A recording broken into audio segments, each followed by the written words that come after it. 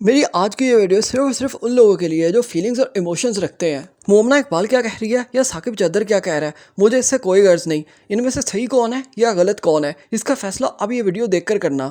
اور یہ بھی ہو سکتا ہے کہ آپ کو یہ دونوں ہی غلط لگیں اور ان دونوں میں سے کوئی بھی صحیح نہ ہو۔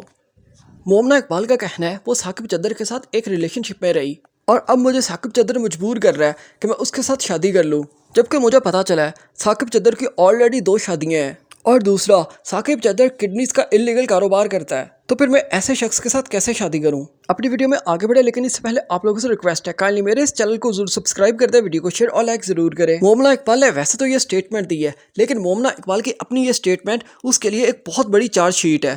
سب سے پہلے تو سوال پیدا ہوتا ہے، مومنہ اقبال پاکستان کے کس لاء کے تحت کسی بندے کے ساتھ ریلیشن میں رہ سکتی ہے؟ اسلامک پوائنٹ آف ویو سے بات نہیں کروں گا کیونکہ پھر یہ لوگ کہنے لگ جاتے ہیں یہ ہمارا پرسنل میٹر ہے۔ تو ایک تو اس نے وائلیشن کی سیدھی سیدھی پاکستان کے کانسٹیٹیوشن کی کسی بندے کے ساتھ ریلیشن کے اندر رہ کر، اور دوسرا اس نے یہ کہا کہ ثاقب چدر کڈنیز کی اسمگلنگ کرتا تھا یا کڈنیز کا اس کا کاروبار تھا جو انلیگل تھا۔ تو اسے اب یہ یاد کیوں آیا؟